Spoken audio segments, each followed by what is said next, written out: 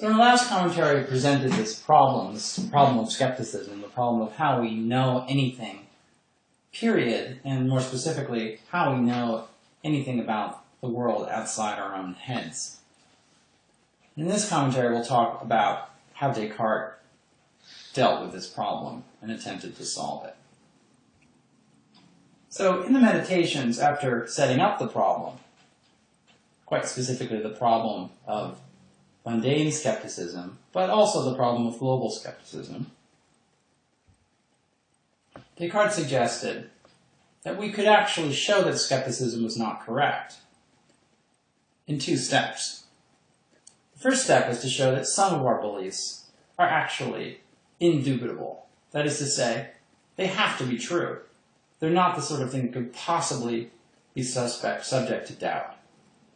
And if that's true, then it would show that at least some of our beliefs are strongly justified, and therefore that global skepticism, the claim that we know nothing whatsoever, is false. Step two is to show that many of our beliefs about the world outside our heads, including our belief in the existence of that world, are both true and strongly justified on the basis of strongly justified beliefs. If that's going to work, or if that works, that would show that mundane skepticism is also false. So how did Descartes proceed? Well, as we know from our earlier discussion, Descartes suggested this famous phrase, cogito ergo sum, which is translated as, I think, therefore I am. Now his point in here was to show that there's something that we can be quite sure about. Even if there's nothing else that we can be sure about in this situation in which we're being deceived by the evil genius, there's something that the evil genius cannot deceive us about, and that's the existence of our own minds. So as Descartes says in the second meditation, let him, the evil genius that is, deceive me as much as he will, he can never cause me to be nothing so long as I think that I'm something. This proposition, I am, I exist, is necessarily true each time that I pronounce it, or that I mentally conceive it. So if we sort of walk through the reasoning here, what we can see is this. Suppose that you think to yourself, this sentence 1, I'm thinking. You have the thought at a given moment that you're thinking. It's called a proposition that's expressed by that sentence, that thought, T. Well, since you're thinking T, you're thinking that thought, because you're thinking 1. It follows that that thought is true. That proposition is true. What's more, since believing that T is true requires that you be thinking that T is true, because you can't believe something without thinking it. Believing is a kind of thinking. So you can't believe without thinking something. It follows that 3, you can't be mistaken in believing T. That is, you're strongly justified in believing T. That belief has as its source something infallible. There's no way that you could get that wrong. There might be lots of other things you get wrong, but that is not among them. And the conclusion is that you can know, and that in fact you do know at that moment that T is true. You do know that you're thinking. So this is a really wonderful result for Descartes, and for the rest of us perhaps as well, assuming that it actually follows. Because the conclusion is that at least one form of skepticism is false. There's something that we actually do know. What we know is that we ourselves exist as thinking things. Perhaps only as thinking things. Perhaps merely as mental existences, or thinking things in the sense of res cogitans, immaterial souls, or something to that effect. But at least we know that. We know something. So we cannot be globally deceived in this scenario. And that's at least one step in the right direction. The next step is to bring the world outside our heads back as well, or at least salvage our claim to knowledge about the existence of that world. The way Descartes does this is by defending a claim which we can call the clarity and distinctness thesis. And this says that if a proposition P is clear and distinct, then P must be true. Which is just to say that clarity and distinctness are features of thoughts or propositions that are sufficient for truth, they necessitate truth. So the notion of clarity and the notion of distinctness are not entirely clear or distinct, perhaps, but the basic idea is that there's certain kinds of propositions which are just deeply, deeply intuitive. They're very, very, very hard to suspend belief in. And so where these features, these phenomenological features of propositions are present, we know that we have something which is true.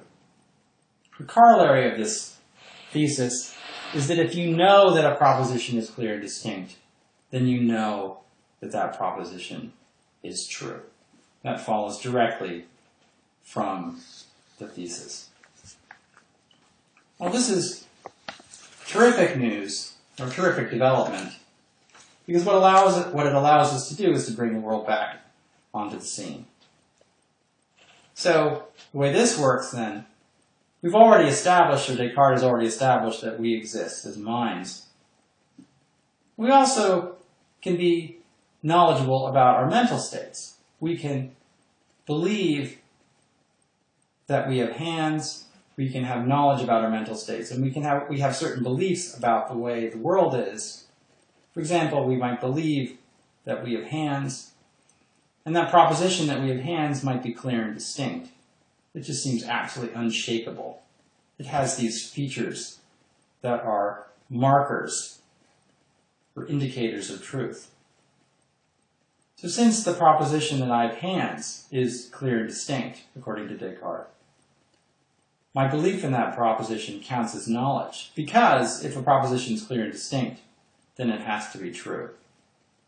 So our conclusion is that we know, each of us knows, that we have a pair of hands.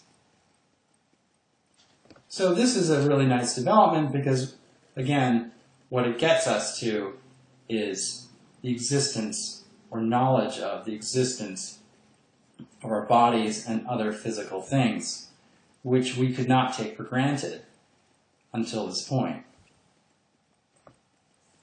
So, Descartes writes in the fourth meditation, every clear and distinct conception is without doubt something, and hence cannot derive its origin from what is not, but must of necessity have God as its author. God, I say, who being supremely perfect, cannot be the cause of any error, and consequently we must conclude that such a conception is true.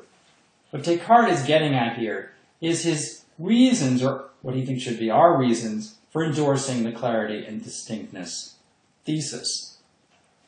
So he's giving us an argument for thinking that it's true that clear and distinct propositions must always be true. The argument goes something like this. If God exists and God is no deceiver, then clear and distinct propositions must be true. But God does exist, and God is no deceiver, and therefore clear and distinct propositions must be true. What Descartes is thinking about, of course, is the traditional attributes of God. God is all-powerful, all-knowing, and more to the point, all-benevolent. He's not out to trick us. He's not out to do bad things. He's not like the evil genius. He's not going to lie to us. He's not going to get us to think things that aren't true. So the issue here, then, is these assumptions. Because if we adopt these assumptions, then we can get to the conclusion that we want. The conclusion, namely, that the clarity and distinctness hypothesis is true. If that hypothesis or thesis is true, then we can show that the external world actually exists. That's how we showed that we knew that we have hands. The problem, of course, then becomes how to justify the premises of this argument.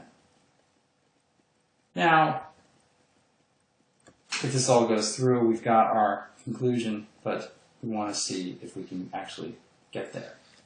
So everything will pivot on the character of this argument. And in particular, we'll pivot on this idea given in the first premise, that if God exists and is no deceiver, then clear and distinct propositions must be true. It's not entirely clear how we're justified to be justified in that belief.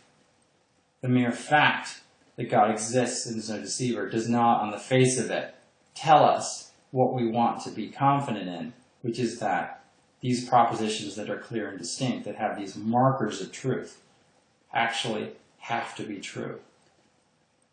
So that's problematic initially. We might be able to say something about that.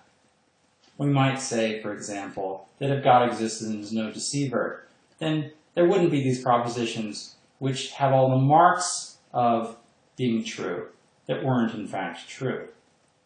The fact that God's not deceiving us would rule that possibility out. There wouldn't be propositions which, as it were, seemed true, but which weren't. So maybe we can say something like that to justify the first premise. The second premise is also something we're going to need to think about, and Descartes thought about it quite a lot. We need an argument for the existence of God in order for this argument to go through, the argument for the clarity and distinctness thesis. What is that argument going to be? Well, in this particular case, though Descartes was a very original thinker with lots of novel ideas, he actually did not come up with anything particularly new. What he did instead was reach back into the history of philosophy, and into the Middle Ages in particular, and appeal to Anselm's argument, the ontological argument for the existence of God. You'll recall what this was. We talked about this not too long ago. The idea is that the concept of God is the concept of a being than which no greater can be conceived. And since existence is a perfection, it will follow that God must exist, because the perfection of God requires it. Restating it in the form of this cartoon again, imagine thinking of the greatest concept ever. Imagine further that that thing doesn't actually exist. It's merely a concept. Now it doesn't seem so great. It seems to have sort of lost some of its luster. It is, if what you're thinking of is really that great, it must exist. Imagine this wonderful, perfect thing. Existing would appear to be a perfection. You can't take that away and still have something which is perfect.